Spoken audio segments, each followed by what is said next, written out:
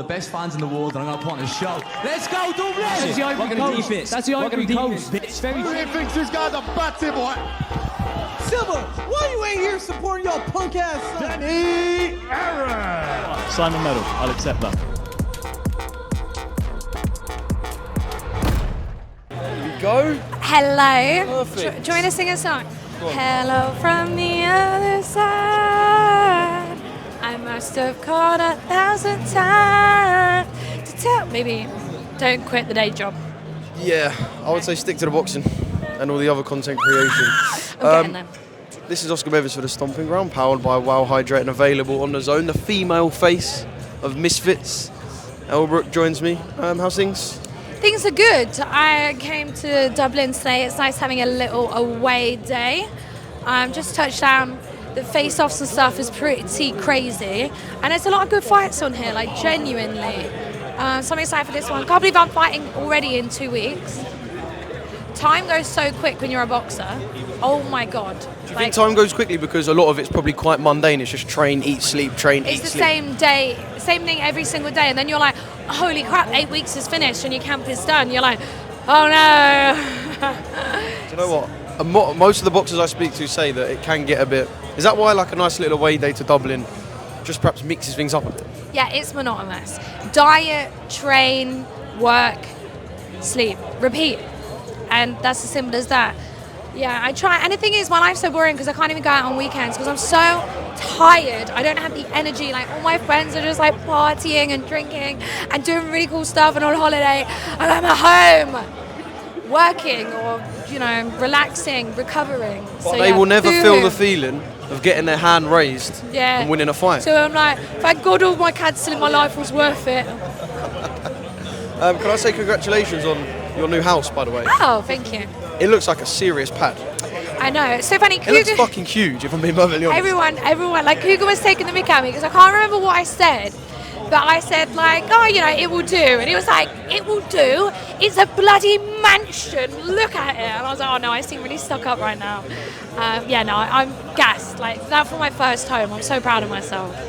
Well, congratulations. I know you had a little party. I heard there were some Joe Pugh antics, a little Joe Pugh Stomping Ground shout out. I heard there were some Joe Pugh antics. Joe Pugh slept around my house. I don't know if that's something to be proud of. Yeah, I know, he just came in the morning and my sister was so funny because he was like literally walking like Uncle Fester. He just walked into the room like this. We were like, Joe, are you okay? Like, you had a tough night. Oh, well, look, it sounded good. I'm surprised you've done it mid-camp. But how's camp and the whole training process going? Really good. It's been tough. Obviously, it was meant to be for Paige, and then maybe like 6 weeks ago it got switched out, and Jenny is a southpaw, so we had to change the training a little bit. But I've just, this year has been occupied by boxing and boxing only. Can we do a little, I'm not say a story time, but can we kind of put in chronological order from when you found out it was definitely not Paige VanZant to kind of landing the Jenny Savage fight? Talk to me about the process. Yeah, so straight after the my fight in May, obviously it was a draw, and then she put on her story straight away. There's a rematch 31st of August in London, and obviously that card never happened. So it was in her best interest. She always wanted a rematch, and it wasn't until 6 to 8 weeks ago she was like, I need more time and this and that, and like, you can't call the shots when you're not the A side, and you know, when is too much time? You've had enough time. This was the date you wanted. I never wanted it to be this soon, and I've been training my ass off. You can't now be like, actually, I can't be asked any more time. I'm on holiday at the moment. I think she was in Bali. Fairs, I would rather be in Bali, but I want the fight done, so at least I can have some time off afterwards. So that's when we were trying to find opponents. There was a few in mind, and we asked that they were like busy or they had fights coming up.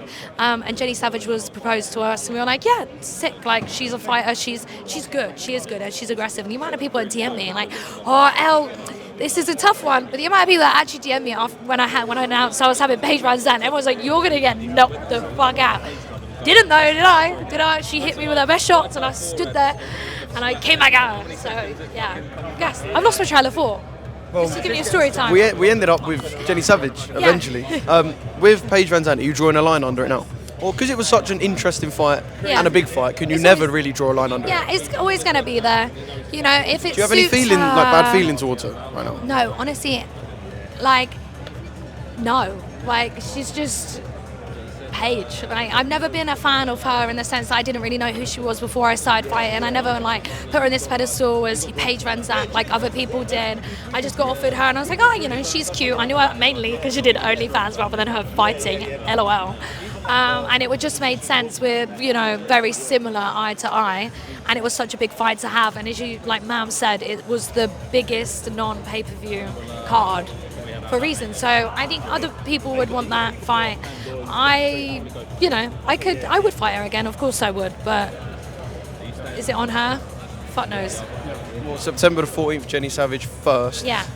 Just by doing a little bit of research about her, I wasn't too sure personally about kind of who she was and where she come from. But I know she's done bare knuckle. So one thing she must be is pretty fucking hard. You got to have a bit of metal about you to do bare knuckle. Man, these girls are well hard. Like, bare knuckle is a different gravy. And it's kind of a bit different as well because they use their hands and they grapple and they get inside and they just wallop. The punches that Jenny has taken and she didn't go down, like I know for a fact she is tough, and the same with Paige. Like they are both extremely tough. I think with the influencers, you know, where they lack that experience, you can hit them a few times and they wilt and they run away, and that's where you can usually get them. You can overwhelm them with work, but with a professional fighter you can't just rely on overwhelming them because they will counterpunch or they will get you back when you are tired. So you have to be tactical. It's going to be a really interesting fight.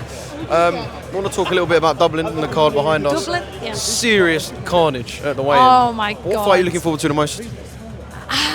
Dare I say it, but I hate just ticky-tocky. I'll be honest, I felt a little bit sorry for George after that weigh-in. Like, what was it? Make some noise. If you hate HS, and like everyone was silent. Honestly, it was deafening. It was horrible, but yeah, no, I think that's going to be a sick fight. I think H has been downplaying a little bit because he's like, I've only been training 5 days and that kind of thing. But I've seen him shape up like shadowboxing. He actually looks good. He looks good. Like maybe this is all, you know. I hope he shows up because if he doesn't, oh dear. Yeah, after everything that's gone on, it would be a pretty bad loss for HS. Oh, you could never recover from that. No, absolutely. Yeah, Elle Brooke, thanks for your time. Thank you, I'll Oscar. say we're done.